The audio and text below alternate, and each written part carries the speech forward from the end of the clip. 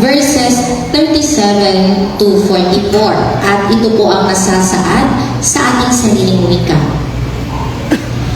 Ang pagdating ng anak ng tao ay matutulad sa pagdating ng baha noong panahon ni Noe. Noon ang mga tao'y nagsisikain, nagsisiinom at nag-aasawa hanggang sa araw na pumasok sa daong si Noe. Tumating ang baha ng di nila namalayan at tinangay silang lahat. Gayon din ang mangyayari sa pagdating ng anak ng tao. Sa panahong iyon, may dalawang lalaking gumagawa sa bukid. Kukunin ang isa at iiwan ang isa. May dalawang babaeng magkasamang gumigiling. Kukunin ang isa at iiwan ang isa. Kaya magbantay kayo, sapagkat hindi niyo alam kung anong araw paririto ang inyong Panginoon.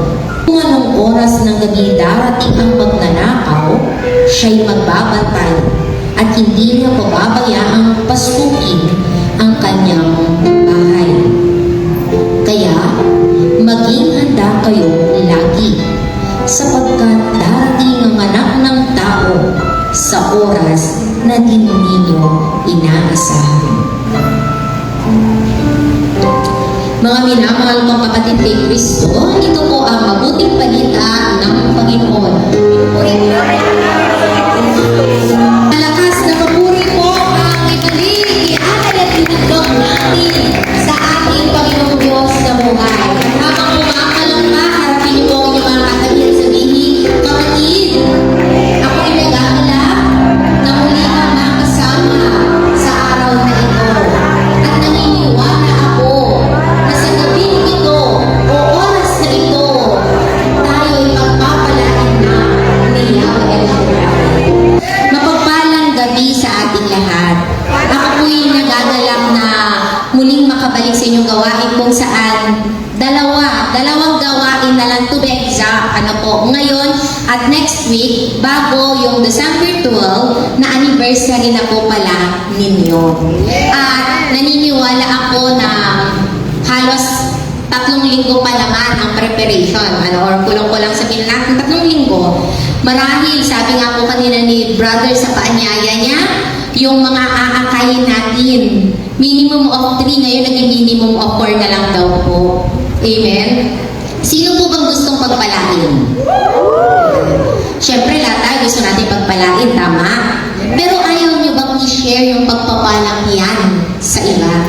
Kaya naman, pananagutan natin yung ating mga aakayin na sila rin ay makatanggap ng pagpapala buhat kay Yahweh El Shaddai. Amen? Lalo na nalalapit na ang Pasko. Sino po rito yung excited na para sa Kapaskuhan? Marahil excited na tayo, tama? Kasi ilang araw na lang, tama po, ilang araw na lang, nagbibilang na marahil ang iba sa atin sa araw ng Kapaskuhan. Sa sobrang nga natin excited, marahil ang iba, nagpe-prepare na ng mga gifts na ipamimigay, nag-iipon na ng mga malulutong na ipang-aaginaldo, o kaya naman bumibili na ng mga sale. Yung mga bundle sale na pwedeng iluto ng Leche Buena, or yung mga sale every 11/11 or 12/12 na nasa add to cart nyo po, nasa mga cart nyo, ipini-place order na. Siguro, talagang excited tayo. Nakikita na nga sa paligid, maririnig na nga sa paligid yung mga Christmas song. Lalo na ngayong darating na linggo. Tama po, this November 30, this is the first Sunday of the Advent season. Tama. Kasi nung nakaraang linggo is the celebration of Christ the King. At tandaan po natin na sa ating liturgical calendar, iba naman yung ating sinusunod. Hindi siya nag-start na automatic on January 1 and it ends on December 31. But rather, ang ating pong kalendaryo na sinusundan sa simbahan, nagsisimula ito ng Advent season. Katulad po niyan, first Sunday of Advent. At nagtatapos ito sa Christ the King.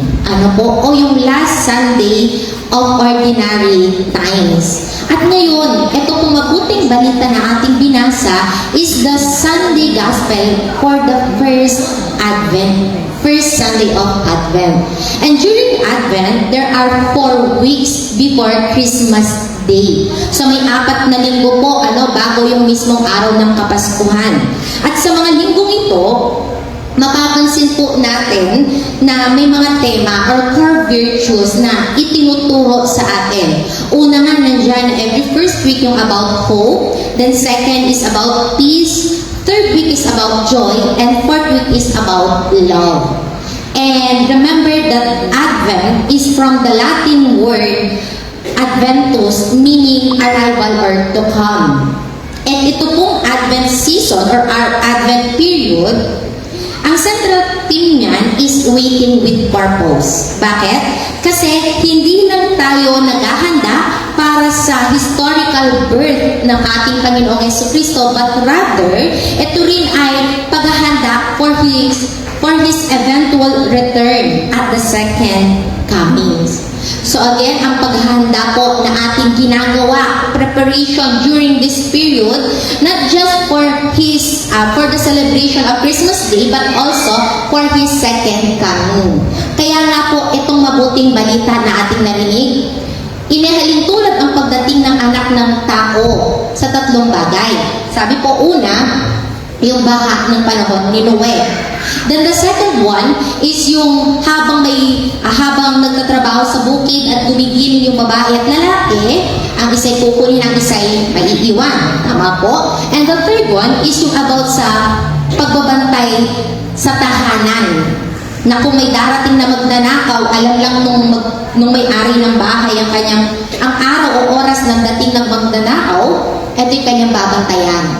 Sa lahat po ng binanggit dito, ang ipinaaalala sa atin o ibinibigay sa ating mensahe na ang pagdating ng Panginoong Jesucristo, His second coming, no one knows. Walang nakakaalam.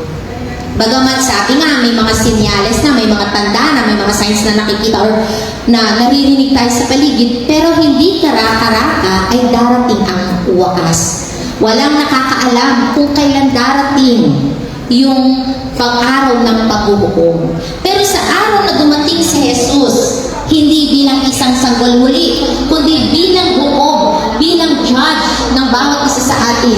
Sino po rito ang sigurado na makakasama sa langit o mapapabilang sa mga i-welcome sa kanyang kaharian? Sino na nga ba sa atin ang sigurado?